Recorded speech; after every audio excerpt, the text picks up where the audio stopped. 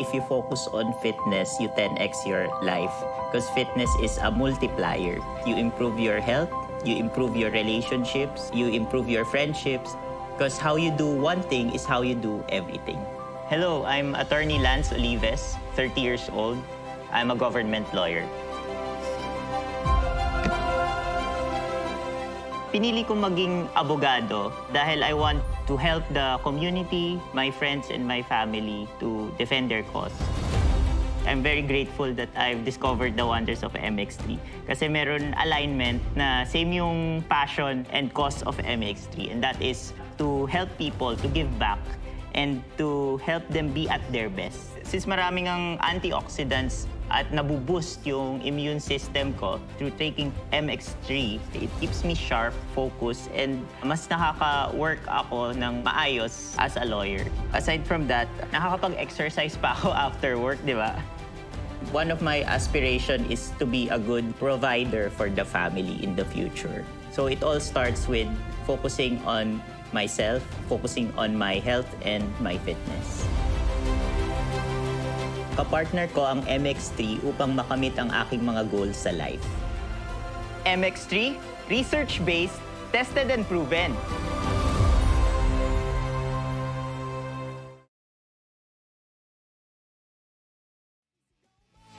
Same, pero iba. Pag sabihin radyo, sabihin mo energy.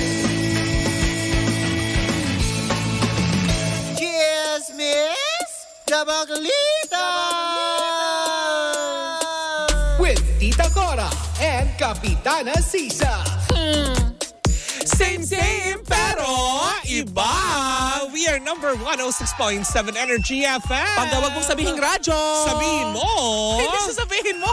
Ano dear? And we are so pink today. Ako po si Kapitana Sisa. At ako naman yung Tita Cora. At ito na ang Baklita sa Woo Woo Woo! At syempre bakit kami naka-pink today? Because may ganap ang dalawang bakla. Oo. Mamaya, diba? Ay, hindi ko. Bakit ba? Iba yung pumapasok sa isip ko. Ano? Ay! Hindi ka mag-iisip. Oo nga. Ng mga todo, hindi ba? Pero syempre, diba, yan, mamaya po kaya kami ay naimbitahang dumayo. Saan? Sa SM North EDSA para sa premiere night ng Soulmate. Oo nga. Ng Viva Films and of course directed by Daryl Yapa. Yes. Dahil kahapon, Mari, ay nakapanayam natin. Correct. Si Mr. Gerald Napoles. Correct, hindi ba? At syempre, hindi matatapos dyan dahil bukas, the director himself, Daryl Yap, will be here. Kaya kung meron kayong mga gustong ibatong tanong. Correct. Ayan, i-message nyo na po yan sa amin dahil it will be a hot seat, one-on-one interview with Daryl Yap. Mag-message lang kayo sa aming social media account. Correct. Or sa Facebook page ng Energy Naman. FM. Pero syempre, Mare ha, gusto ko din naman dahil ito nung Sabado pinanonood natin. Ano yun, Mare? Ang Alas, diba? Bakit? Ano ba meron sa Alas? Ang Alas team ng women's volleyball, ayan, ay lalaban mamayang gabi yan. 7 p.m. panoorin natin sa One Sport. Kalaban po nila ang Kazakhstan. Wow! Diba? Para sa semi-final match yan ng Women's Volleyball League. Uy, ipagdasal natin na sana ay magtagumpay ang ating mga kababayan. Aminin mo, nung Sabado. Oo naman. Diba? Habang numunomo tayo, alam mo yung tili tayo ng tili over, ano yung kalaban nila? Iran? Oo, diba? Iran. Ng mga tipong... Akala ko replay yung pinapanood live pala. Live pala yun. Diba, no, nakakaloka. Pero mamayang gabi po yan ang laban ng Alas team over Kazakhstan. Oo. Pag-pray natin na manalo ang ating women's volleyball team. At aabangan nyo bukas sa Chika sa Arena kung ano ang magiging kahihinatnan ng kanilang laro. Pero Mare, paano sila maglalaro kung hindi pa tayo nagpapakilala? Tapos na, iyak ka na naman. Nagpakilala na ba kami? Ano ka, iyak ka na naman. Nagbubububu na nga tayo. Ano may amnesia, Via? Pero Mare, meron ka chika? Nasobrahan ka sa ano? Si Charong Bulaklak. Ay nako, pumunta kayo sa aking sa aking TikTok account at saka sa aking Facebook account dahil may vlog ako tungkol dyan. Botsog na botsog yung dalawa eh. Alam nyo yun? Wow, ano pala ka? Bochog na bochog si Ganda Karen tsaka si Tita Cora. Panoorin sa TikTok niya kung ano-ano mga pares ang kanilang kinain. Correct. Busog na busog. Bilang na bilang kumari, nakailang soft drinks ka dun Kung ilan, dalawa? Anim. Pero eto naman kung ano nga naman ang talagang kinasaya nyo kahapon at kinasaya ni Catherine Bernardo dahil sa mga blessings sa kanyang tinatanggap ay muli na namang tumatanggap ng pambabasya si Mr. Daniel Padilla. Ay, bakit? Dahil nga sa kanyang gagawing concert is June 7 Ay, and 8. teka lang. Let me just interrupt you. Okay. Yung unang damit ni Daniel Padilla, Tingin. may ganong blouse si Gandang Kara. Talaga ba? Ayan. Oo, may ganyan siyang blouse. Ay, talaga ba? In fairness uy, ang gwapo ni Daniel ngayon Mali ba naman natin? Kailan kuha ito? Nung recent yan. Nung pumirma siya ng kontrata, yan yung tama? pumirma. Pero eto, grabe. Never naman nawala yung pagkagwapo niya. Pero eto na, Mare. Pinupupog naman siya ng pambabash ng mga tao. Paano yung pupog, Mare? Pok, gano'n. Ang dami. Oo. Kasi nga, diba, kung ano naman ang, alam mo yun, papuri kay Catherine dahil recently ay nakuha nga niya ang kanyang Best Actress Award sa FAMAS. Ay ngayon naman yung pinupupog ng pambabash dahil nga sa gagawing concert ni Daniel Padilla sa Davao del Norte itong darating na June 7 and 8. Uy, ang dami nagsasabi, parang lalangawin daw. At saka parang hindi daw gumagalaw ang ticket selling. Mare, paano lalangawin? Binabash nga siya. Dahil kabilang siya sa gagawing parang service concert or service activity ng, alam mo yun, ng Pangulong Bongbong Marcos. So parang kasama siya dun sa... Okay. So nababahiran ng politika. Nababahiran naman ng politika na parang bang sinasabi na bakit parang bumaliktad na si Daniel. Dahil nung nakaraang diba, election, alam naman natin na ang Daniel ay sinuportahan si VP Lenny. Diba, pinklawan sila. Na parang ngayon ay bakit parang may pagbabaliktad na nangyayari. At parang bang pinupupog ngayon na bakit ba nagko-concert na ganyan daw si Daniel kasi hoda daw na baka daw kailangan na niyang rumakit kasi wala daw siyang project, baka daw nauubos ang savings. Gusto ko lang iklaro. Paano yung ganon. Uy, pang maganda lang yung mga ganyan. Hey girl, no.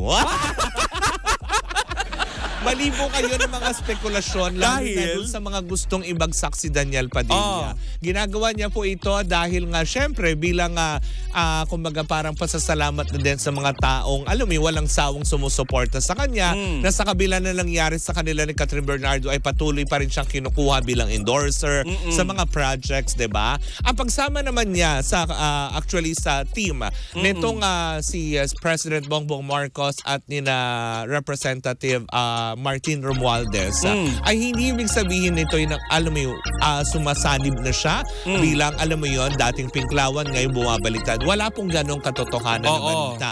Ang sa kanya lang naman, ito lang yung tanong ng mga tao din, di ba? In defense naman kay Daniel. Kay Daniel, yes. Pag ikaw ba, inimbitahan ka ng President Bongbong Marcos, tatanggi ka. Parang wala pa naman akong nalaman na ganyan sa Hindi, sa tayo. Ang Baklitas ba, pag inimbitahan natin, pinibitahan tayo, tatanggi ka sa presidente ng Pilipinas. Diba? Pupunta ako.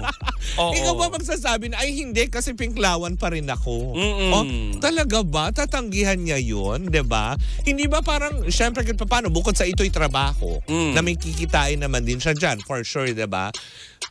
Bakit kailangan natin bigyan ng pakahulugan, 'di ba? Ng pakahulugan yung pagtanggap niya ng trabaho at yung pag-show. At bakit kailangan lagi nating tignan kung ano yung kababagsak ni Daniel Padilla? Bukod mare dito sa nababahiran ng usaping politika ito, for sure ay naiuugnay nila ito doon sa naganap nga na hiwalayan at issue ng hiwalayan. Tapos 'di ba recently ang kasama na nga ni Kat doon sa FAMAS, 'di ba, si Alden Richards doon. So parang na-incorporate.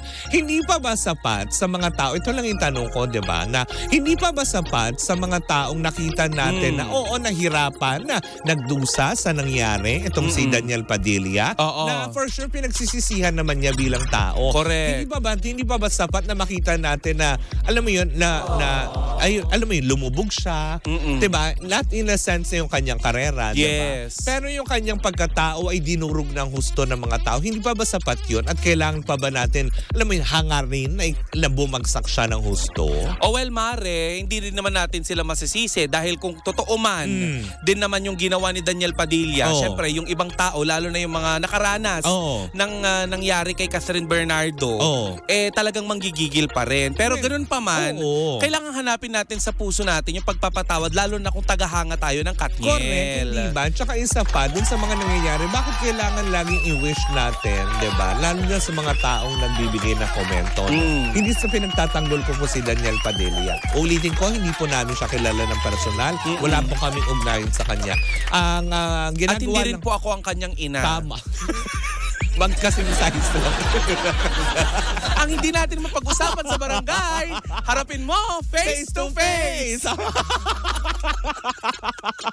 Klaka ha? Hindi, pero yun na nga. As in talaga marami lang din na nalulungkot na bakit ba hindi matapos-tapos ang kailangan na batikusin natin si Daniel. Yung kanyang negosyo na binuksan sa Batangas, tama ba ako? Kailangan, di ba, ang dami niyang sinasabi ng mga tao. Hindi ba po pwede? Uy, teka lang, may napag-alaman ako. Ano? Hindi naman daw talaga siya ang may-ari niyan. Ay talaga? Sino? Oo, parang ano lang part siya. Part owner. Hindi nga daw part owner eh. Ano lang? Parang brand ambassador, parang gano'n ang datingan. Ang taray. So parang siya lang ang finofront para medyo maging kilala yung planes. Well, masaya pa din ako if ever na gano'n. Kasi trabaho pa din yun. Kung may kinita man siya, for sure may kinita naman din siya doon dahil hindi naman siguro thank you ang alam mo yun. Mag-endorse ka ng theme park, diba? Na nakakaloka. Lalo pat ang daming sinasabi ng mga tao, lalo pat yung mga nakapunta na doon. Tsaka huwag yung iba si Daniel sa theme park na na pinopromote niya. Ano gusto niyong i-promote niya? Yung Pogo? Your Honor. Paano, Mare? Your Honor, the opinion of my partner doesn't reflect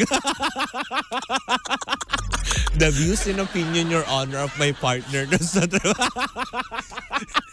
Your Honor, nakalimutan. Atare mo, Pogo,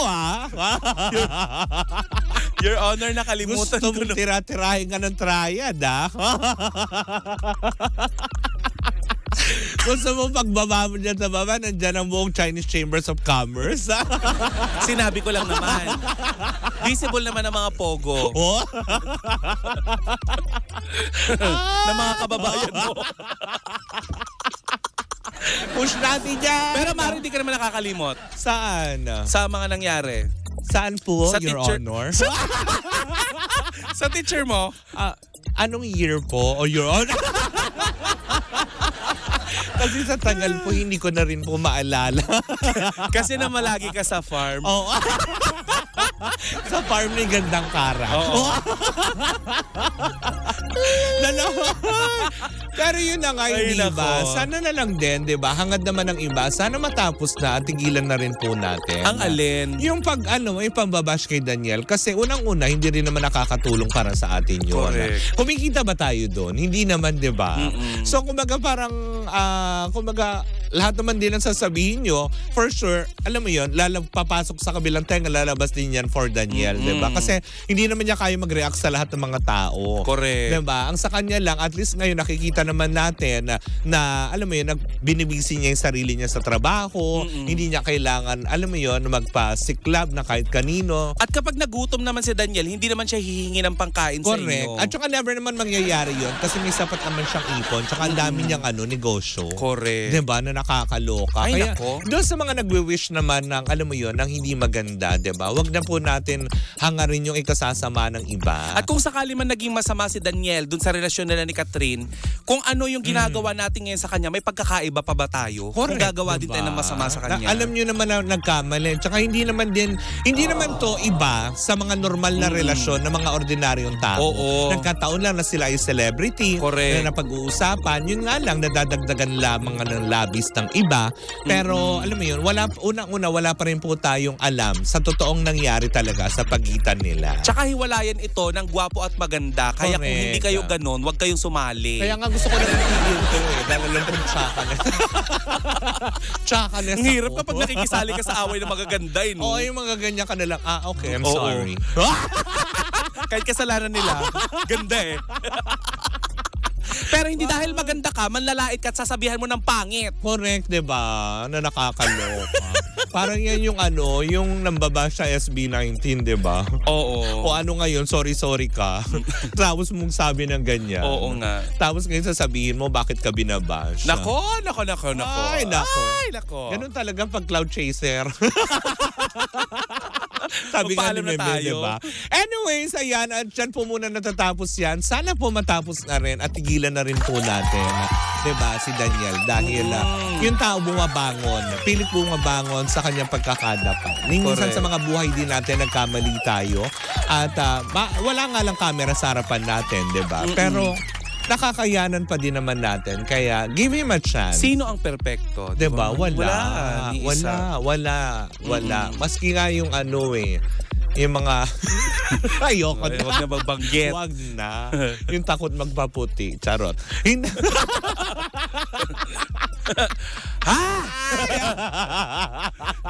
Char! Anyways, sumayin nyo na naman ang unang edisyon ng ating chikahan on a Tuesday morning. Yes. Hindi ba? Muli mo ako si Kapitana Sisa. At ako naman yung Tita Cora. And we are still same pero iba. At tuloy-tuloy pa rin pang ating tugtugan. Siyempre dito po lamang yan sa number 106.7 Energy FM. Bangga, wag mong sabihin radyo. Sabihin mo!